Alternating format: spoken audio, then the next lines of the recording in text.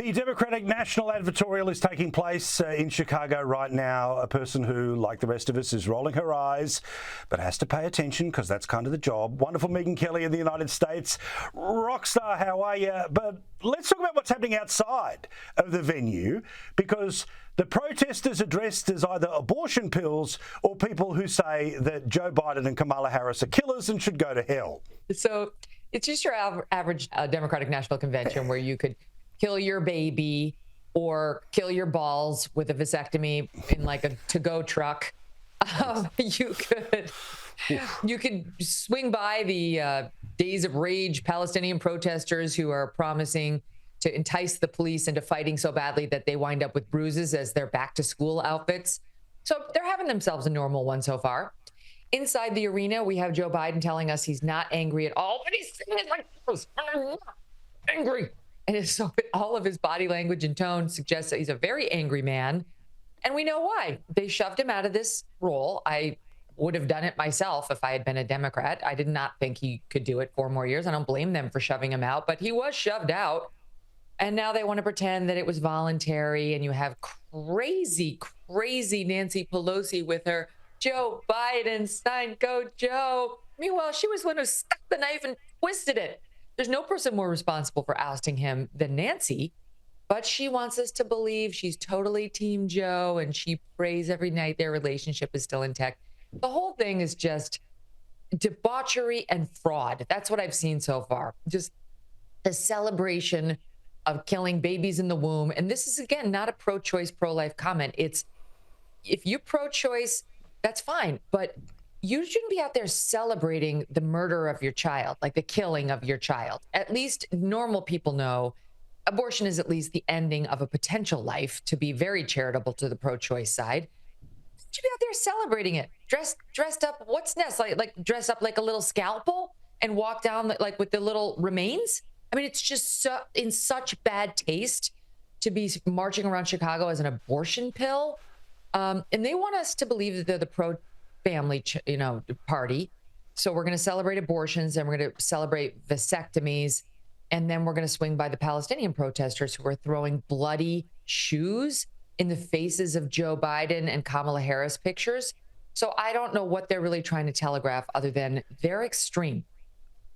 What's your sense about where the protests go? Because my thought was that if it was the issue that the Joe Biden night would be sort of the night where they were most angry because this was the person who's in office right now. But do you think that they're going to ramp it up and some of the nuts that was on display in day one by that final day? Because they clearly want their 1968 moment. They want their moment, as you say, to get into the fight with police, to remind people, hey, don't fall for the line, stay angry. Do you think that they'll remain where they currently are, or there is a day of crazy coming this week? Well, we heard that they were going to go at it their hardest the first night and the fourth night, the night that Joe Biden was speaking and then the night that Kamala Harris is speaking. And if last night is any indicator, yeah, it really not a news story. Yeah, you're slightly annoying. You didn't really make a lot of news headlines. Not that I'm looking for them to. I'm just saying this was their promise, and it didn't really happen. And honestly, the mayor of Chicago is a far left socialist, but my money's usually on the Chicago PD. I lived in Chicago for 5 years. The Chicago PD does not F around. And I would be shocked if they were not able to handle this influx of protesters who have been there for quite some time. I was just in Chicago last October, and they were out there then. This is post the Israel response, the attack on Israel and then the Israeli response. And they were all over the place, and the Chicago PD had them well in hand. So if they managed to escalate to the point where they lose control, law enforcement, I'd be shocked. Now, all of these parties, when they have their conventions, we all know that it's not really about anything serious. It's just about the feels, the vibe. And we know that the vibe has got them to a place where maybe they're winning, but on the issues, which remain things like the economy and immigration, that ain't budging, no matter what has happened with the froth and bubble of it all. And she made a massive strategic mistake on Friday when she came out with what was allegedly economic policy.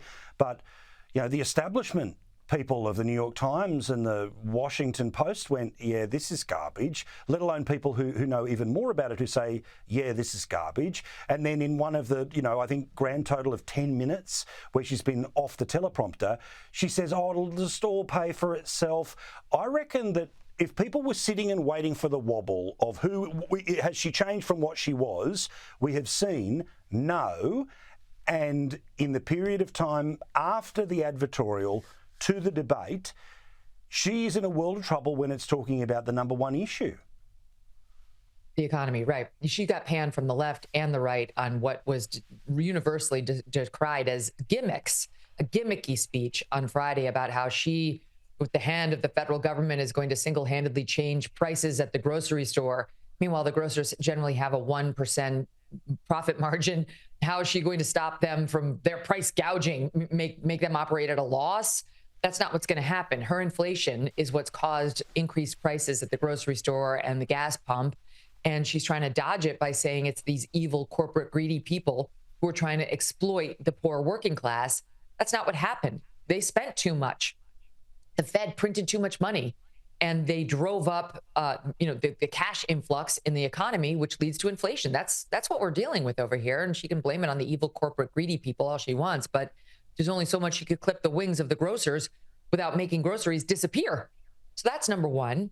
Then she wants to offer everybody, first-time home buyers, a $25,000 mortgage down payment. Okay, we're already suffering from a housing shortage, and I said this on my show yesterday. You give everybody who's buying a house for a first time $25,000 to buy a house. You know what's going to happen? Every seller is going to increase the price of the house by $25,000. That's how it's going to go. That's what happened on the college campuses. Every time they increase the amount of loans that you can borrow as a student, the tuition goes up by that exact amount. So none of this is going to work. And I think she knows that. But the Democrats have long run on, here's your free stuff.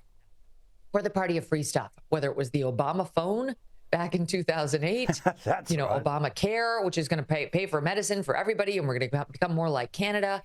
To her now with these nonsense proposals that when, as you point out, she was pressed on how she's going to pay for, because we're already, $35 trillion in debt.